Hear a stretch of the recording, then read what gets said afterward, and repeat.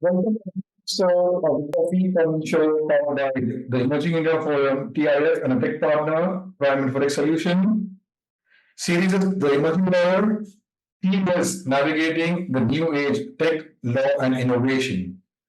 We have with us Rachana Rautray, a tech lawyer and principal at Anagram Partners. Rachana advises new age businesses on issues spanning Gen AI, Web3, Fintech. She's recognized as a key lawyer for data protection by DD 500. Her expertise helps companies navigate the fast paced world of technology and regulatory compliance. So, join us. We explore the unique challenges in tech law and how she balances a demanding career with personal interest. So, Rachna, welcome to today's coffee conversation. Hi, hi. Yeah. So, friends, this is Lan Amir Virani, host at Coffee Conversation, legal tech evangelist. That's why I just want to explain you. You must be aware of the two formats, but there is another fun round, that is a rapid fire round. You have to be your fun side, and for this, you'll get to win this book about Sure. technology. So let's begin. Yeah. So Rachna, what inspired you to pursue a career in tech lab? How has the journey shaped till date? So I think it's not really, I can't say that this is something that I always loved or, I knew I wanted to do. I actually found this practice area out of sheer luck. I think, I graduated law school at a time where you saw the markets shifting from traditional businesses to new age businesses back in 2016. And it was just a feature of what clients were looking at, how they were revisiting their models.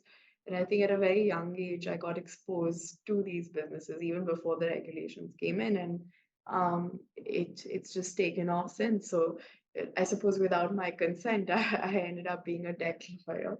But I've loved the space because it's so dynamic, and it's very different from how traditional businesses were run back in the 90s. Wow. So now, let's know what are the roles and responsibilities of a tech lawyer? I don't think it's any different from, I would say, any commercial lawyer. I think it comes down to your core principles, right? Understanding the business. Not just, I think, with every lawyer, not just focused on the law, but on the commercials behind why your client has come in. So if you understand the business, you will understand the law to it.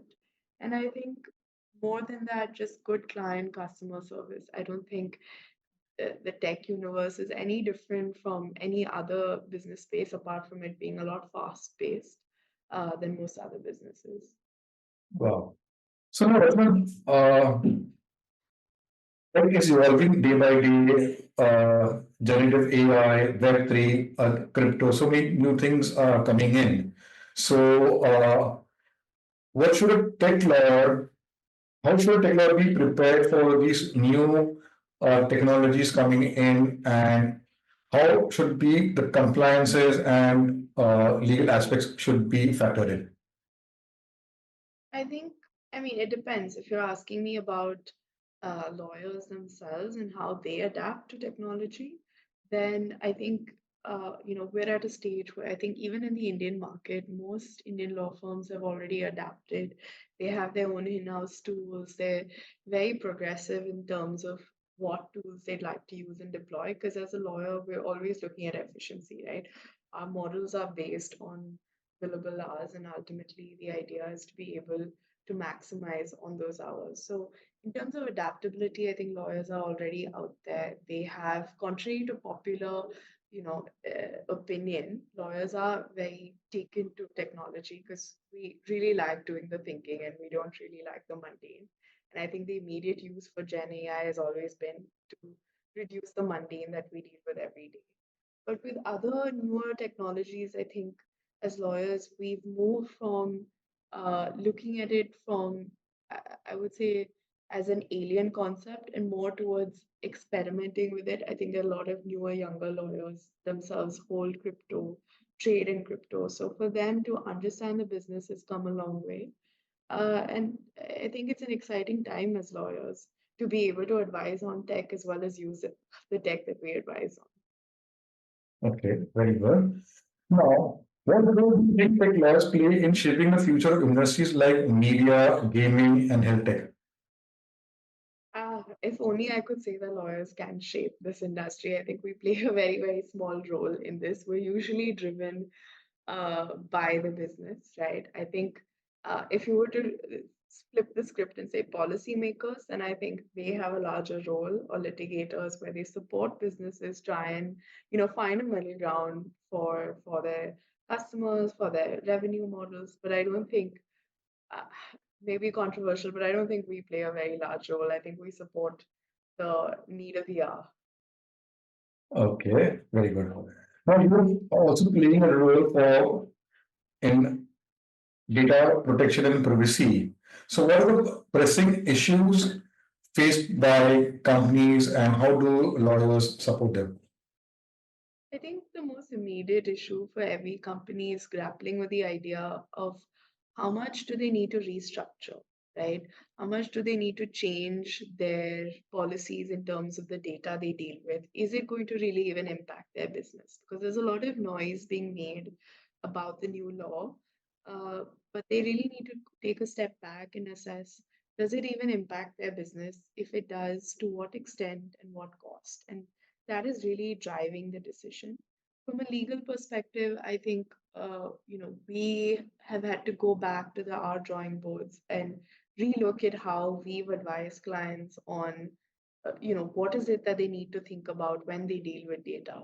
Uh, that's really the core. Everything else, I think, as much as there is noise about it, I think the policies and core principles remain the same because the government has been very balanced with this new legislation. So now, Rachna, how do you keep yourself updated with new technologies, new changes in tech law? I think to keep up with something like this, you really need to be comfortable with dabbling in that space. If you don't have an innate interest to follow a space, I don't think laws come second, but you need to first be curious about the space. So a lot of lawyers may not be even aware of the technology, let alone follow legal trends in that technology, right? So at the outset, as any tech lawyer, if you aspire to be a tech lawyer, you need to understand what is the scope of tech, what is your scope of tech, and then maybe follow that, and legal trends follow. Wow.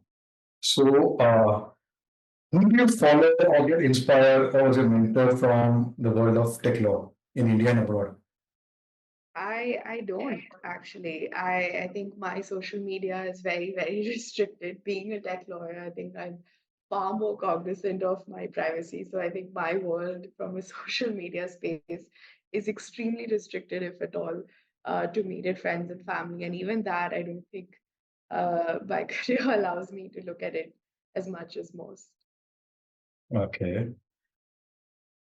So now let's go to your next round, your personal round, and understand Rachana as a person. Tell us something about your family and your formative years. I think my family has been unique in the sense of parents have always been highly driven individuals. They have their own businesses. They've always been creative in their space. And I think a large part of watching them inspired me to be creative in my own space. I always had the opportunity of following their footsteps, but I think their innate DNA sort of pushed me to find, I think, an area where I could be creative. And I think I've done some justice to it so far. Uh, okay, let's go back to your college, West Bengal National University. How was your experience and your actions over there? I think NUJS was definitely one of my favorite times. I think uh, the college, unlike all the other NLUs, gives you a lot of freedom to explore, laws that you might want to do, the kind of career you want to build.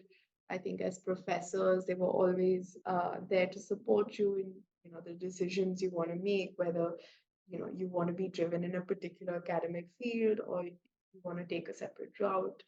And I think that space to sort of dabble with different choices, gave you I think, the slight discipline that I think we had. And it's not just specific to me. I think from anyone from the college, I think they'd agree that the freedom that the college gave us sort of drove some of the career decisions we've made so far. Wow. So now, what hobbies interest you have carried from your early days, or new hobbies which you have interest outside legal world you have developed? I think more recently playing squash, that's been almost a stress buster and I think, a great fitness solution as well. That's been a newer hobby, but I think a hobby that's stayed on. And I think if I wasn't a lawyer, then I would have maybe found a career in this. But it's been theater, right? So I absolutely love theater, watching movies, participating in theater. So anything around this world is always interesting. Wow. So now, let's come to Mumbai. You're in Mumbai. What have you discovered in Mumbai in relation to food, travel, other things? I think Bombay is great in terms of options, in terms of, I think entertainment is the only thing that distinguishes it from other cities. I think for someone who's not from Bombay, it took me a while to get comfortable with the noise, for lack of better words. But it's a city that you take to. And I think once you sort of learn how to navigate the nuances of the city, it's a city that I don't think you'd ever want to leave. And I think that's what everyone from Bombay feels so far. Wow. Okay. So right now, do you stay connected with your friends, family, despite your demands, your legal career asks from you? I don't think, I think they get the credit for that. I think they stay far more connected with me than I do with them. But I mean, they try and schedule as much as time as you can over weekends, over holidays. I think that's been the key. Okay. So, uh, how does your weekend look like? It's usually a lot of reading, a lot of catching up. I love the weekends because it gives you time away from, your usual uh, deliverables, your usual activities, meetings. You can use that time to catch up. And I think for me, that's my favorite part of the weekend, to just honestly, sometimes I just switch on BBC and watch what's happening in the world. That's the time I catch up on my news. Wow. Okay. Uh, my last question. Describe Rachana in one line. Uh, tough, tough because I don't know how to describe myself in one line. So I would use one word and say tough. Okay. Wow. So let's have some fun and go to the rapid fire round. Uh, Gen AI or Web3? Sorry. Oh, which one would I pick? Easy Gen AI. Okay. Uh, morning meetings or late night strategy sessions? Late nights. Late nights and Okay. E-commerce or gaming industry? gaming. Always more fun. Okay. Your go-to comfort food? I would say KFC.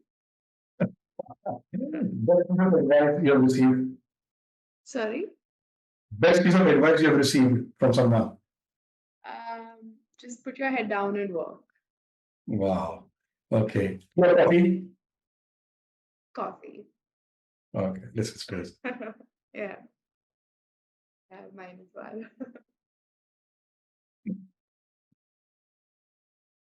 Your favorite color? Sorry. Your favorite color?